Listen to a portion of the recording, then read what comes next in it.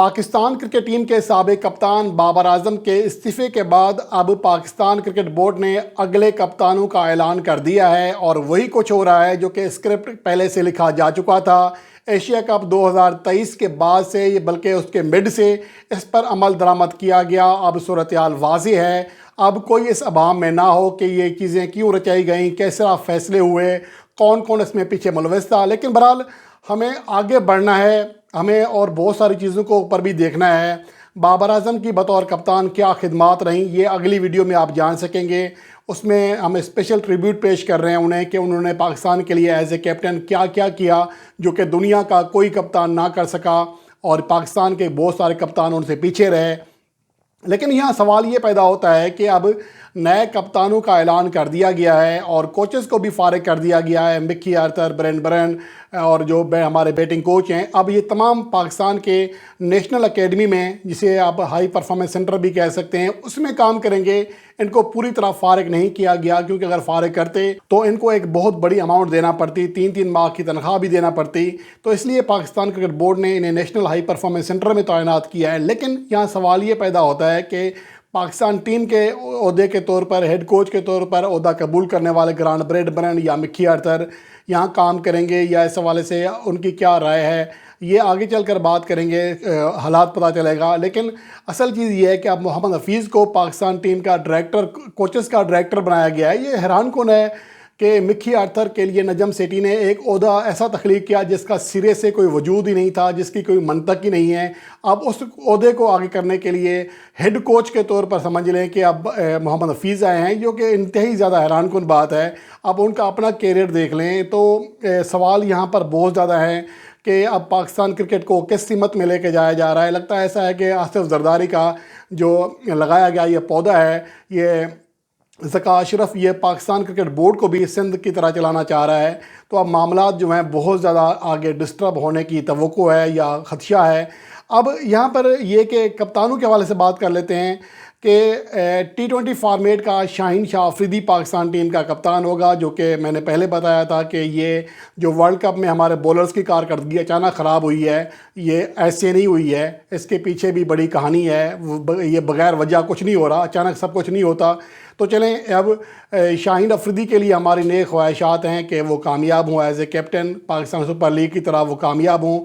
لیکن بہرحال یہاں پر بھی بہت سارے سوالات ہیں۔ جب آپ کی نیت ٹھیک ہوتی ہے تو بہت ساری چیزیں اللہ تعالیٰ آپ کے لیے ویسے صحیح کر دیتے ہیں، لیکن جب آپ کوئی عہدہ حاصل کرتے ہیں اور اس کے پیچھے آپ کی نیت ٹھیک نہیں ہوتی ہے تو اس میں پھر معاملات بگڑنے کا بھی خطرہ ہوتا ہے۔ لیکن امید ہے، ہماری دعا ہے کہ ایسا نہ ہو اور ان کی نیت بھی ٹھیک ہو۔ ہم جو سوچ رہے ہیں شاید ویسا نہ ہو۔ لیکن جو ٹیسٹ کپتان ہیں ان کے لیے ایز اسکرپٹ شان مسعود کو کپتان مقرر کیا گیا ہے، اس کھلاڑی کو جس کی پاکستان ٹیم میں جگہ ہی نہیں بنتی۔ اب جب سے پاکستان ٹیم میں واپس آئے ہیں تو ان کی ذرا کارکردگی ملاحظہ کریں کہ آخری 17 اننگز میں وہ صرف ایک 50 بنا سکے ہیں، 51 اسکور، جو کہ انہوں نے اپنی آخری اننگز میں بنایا تھا دورہ سری لنکا میں۔ اس سے پہلے وہ لگاتار 16 اننگز میں ٹیسٹ فارمیٹ میں ایک بار بھی 40 رنز کی حد پار نہیں کر سکے، اور اس کھلاڑی کو لایا جا رہا ہے کپتان کے طور پر تاکہ اس کی کارکردگی اتنی زیادہ ہے، ڈبل سنچریاں گن گن کر تھک گئے ہیں ہم، تاکہ یہ اس کی کارکردگی تھوڑی سی کام ہو، ہولا ہاتھ رکھے بطور کپتان۔ تو یہ کہ پریشر آئے گا کپتانی کا تو زیادہ اچھی اور ٹیم نکلے گی، اس کی کارکردگی اچھی نکلے گی۔ تو یہاں پر سوال یہ پیدا ہوتا ہے کہ جب ہم ایک طرف یہ کہہ رہے ہیں کہ بابر اعظم کو اس لیے ہٹا رہے ہیں، حالانکہ نتائج کے اعتبار سے اگلی رپورٹ آپ جان سکیں گے، اس میں پوری تفصیل دوں گا آپ کو، کہ ہم اس لیے ہٹا رہے ہیں کہ ایز کیپٹن اس کا ریکارڈ اچھا نہیں ہے، اس پر پریشر آ رہا ہے۔ لیکن ہم اس کھلاڑی کو کپتان اب لے کے آئے ہیں جس کا ریکارڈ ایز اے پلیئر بھی اچھا نہیں ہے۔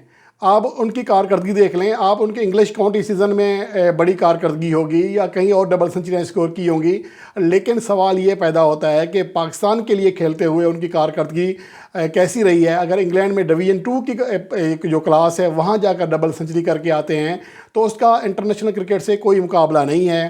اب سوال یہ پیدا ہوتا ہے کہ آخر کس بنیاد پر کس نے یہ مشورہ دیا کہ شان مسعود کو پاکستان کی ٹیسٹ ٹیم کا कप्तान बनाया जाए। दर हकीकत ये एक ग्रुप है जो बाबर आजम ग्रुप को बिल्कुल रिमूव करना चाह रहा है। रिजवान पाकिस्तान टीम के नायब कप्तान थे, उन्हें एज ए कैप्टन अगर टेस्ट फॉर्मेट में लेना था तो उन्हें लिया जा सकता था, उनकी कारकर्दगी अच्छी थी। लेकिन चलें सरफराज अहमद के साथ जाना चाह रहे हैं तो शान मसूद ख़ुद उनकी कारकर्दगी कैसी है आप अंदाज़ा लगा सकते हैं कि जो खिलाड़ी आखिरी 17 इनिंग्स में और 2020 से लेकर आखिरी 2.5-3 सालों में सिर्फ एक 50 बना सका हो, वो किस तरह और किस मुंह से दूसरे खिलाड़ियों को कहेगा तुम सेंचुरियाँ नहीं बना रहे, तुम 50 नहीं बना रहे। तो ये हमारे क्रिकेट का आलमिया है। बदकिस्मती से इसमें वो लोग शामिल हैं और ये मामला यहाँ से नहीं बिगड़ा, ये मामला बिगड़ा है कराची किंग्स में, जब बाबर आजम ने जोए की जो कंपनी है उसको प्रोडक्ट को तशहीर करने से इनकार कर दिया था। फिर उनके टीवी चैनल के साथ मामला ख़राब हुए, उनको कराची किंग्स छोड़ना पड़ा।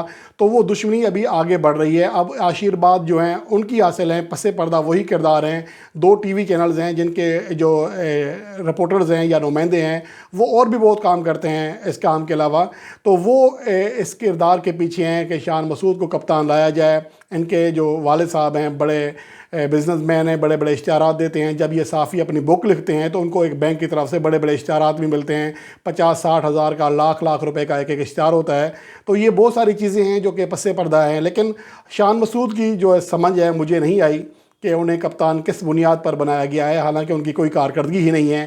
तो लेकिन अब दूसरी जो अहम बात है वो अहम बात ये है कि पाकिस्तान की जो आखिरी टेस्ट सीरीज़ थी उसमें पाकिस्तान ने क्लीन स्वीप किया था श्रीलंका को, और ये इस सदी में या पहली बार हुआ था कि पाकिस्तान ने श्रीलंका को श्रीलंका में जाकर क्लीन स्वीप किया, और 1994 के बाद ये पहला वाक़या था। तो इस कारकर्दगी के बाद आप कप्तान चेंज कर रहे हैं और उस खिलाड़ी को ला रहे हैं जिसकी कोई कारकर्दगी नहीं है।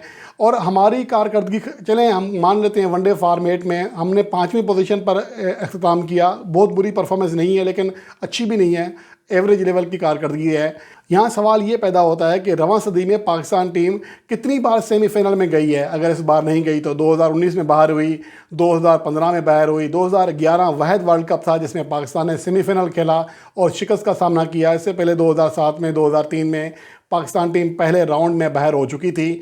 लेकिन बहरहाल अब जो चीज़ें आ रही हैं, जो सवालात उठ रहे हैं, चलें हमने मान लिया कि पाकिस्तान की वनडे फॉर्मेट में कारकर्दगी बेहतर नहीं थी, इस वर्ल्ड कप में बेहतर नहीं थी, तो वनडे फॉर्मेट का कप्तान किधर है। हमने ऐलान किया T20 फॉर्मेट में, जिसका गुज़िश्ता T20 वर्ल्ड कप का हमने फ़ाइनल खेला, और उससे पहले 2021 के वर्ल्ड कप का सेमीफाइनल खेला। एशिया कप जो T20 फॉर्मेट में था उसका फ़ाइनल खेला, न्यूजीलैंड में ट्रायंगुलर सीरीज़ जीती। लेकिन हमने जिसमें हम कामयाब जा रहे थे एज़ कैप्टन बाबर आजम के साथ, उसको हमने चेंज कर दिया। लेकिन जिसकी बात हो रही है वनडे फॉर्मेट की, वनडे फॉर्मेट के कप्तान का ऐलान नहीं किया गया।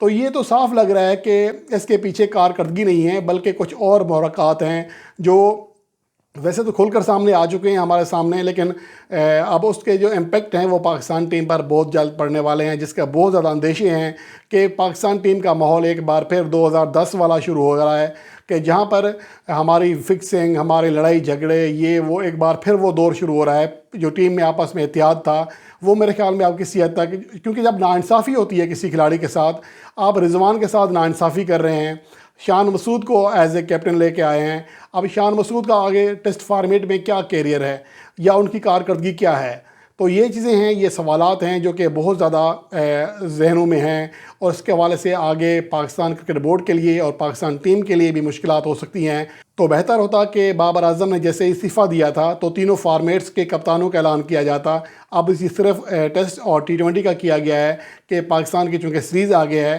हो भी सकता है कि ऐसा किया गया हो कि देखना पड़ेगा कि जो अभी कप्तानी है किसकी बेहतर रहती है, फिर उसी को शायद वनडे फॉर्मेट का कप्तान बनाया जाए, शाहीन अफरीदी या शान मसूद में से। लेकिन चूँकि पाकिस्तान ने अगले 1 साल तक कोई वनडे मैच नहीं खेलना, इसलिए शायद ये पॉलिसी इख्तियार की गई है कि जो इनमें से बेहतर नतीजा देगा वही वनडे फॉर्मेट की कप्तानी करेगा। लेकिन बहरहाल अब उम्मीद की जा सकती है कि पाकिस्तान टीम आगे चलकर अच्छे नतीजे देगी, और जो बाबर आजम की क़यादत में हम नहीं हासिल कर सके, जो हम पहले हर वर्ल्ड कप जीतते थे, वो इंशाल्लाह एक बार फिर शुरू हो जाएगा और हम हर वर्ल्ड कप जीत कर आया करेंगे और हर टेस्ट चैम्पियनशिप में, हर टेस्ट सीरीज़ में भी कामयाबी हासिल किया करेंगे।